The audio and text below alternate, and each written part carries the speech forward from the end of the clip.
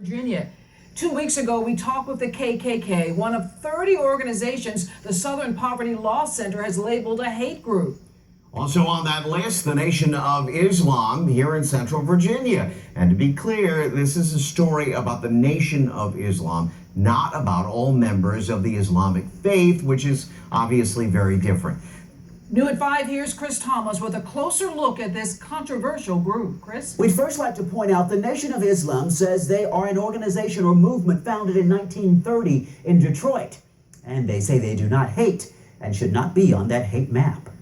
Wisdom, knowledge, discipline, make him the soldier that he's born to be.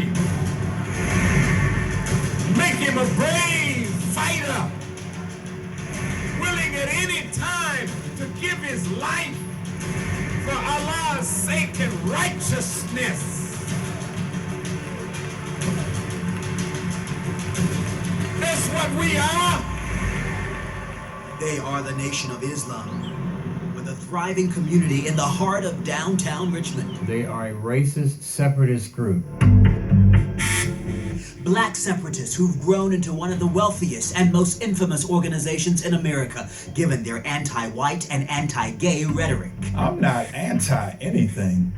I'm pro-black. Minister in training Tracy Muhammad is Virginia's representative of the organization's leader, Minister Louis Farrakhan. Justice for all. You deny this whole label of a hate group.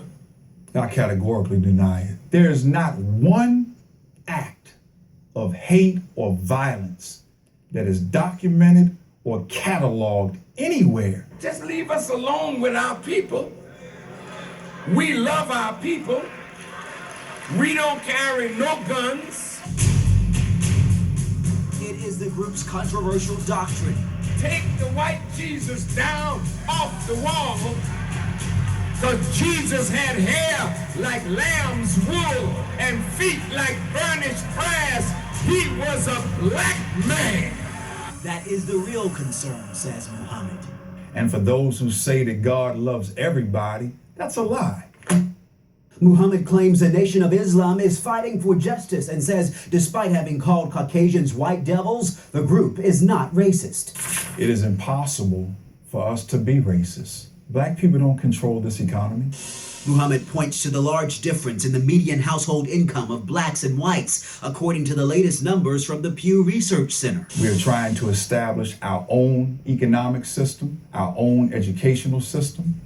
So we're not about getting up, packing our bags, and leaving that which we fought and bled and died for. It was black people in America that picked the cotton, who, when allowed, have fought in every war in this country to secure a freedom for America that we as blacks have not always enjoyed. And so the Nation of Islam has launched a Justice or Else campaign, one that encourages blacks with a collective spending power of $1.3 trillion to, quote, redistribute the pain, not physically, but economically. It is only proper that we talk about separation. Since we have not been able to get along with Caucasians in this country. Those things are said to divide people up. And our nation is already divided up enough now. Don Blake is president of the Virginia Christian Alliance. It doesn't bother me if someone calls me a cracker, a honky, or whatever, or redneck. You know, because if you have a Christian mindset, it's a worldview. If you have a Christian worldview, these things just don't bother you. But they have a heart problem. Hatred is a disease of the heart. Think about that. We're trying to clean up our people. We don't have time to sit around and name call. That's what children do. We don't have time for that. Name calling in the past. Well, on both sides.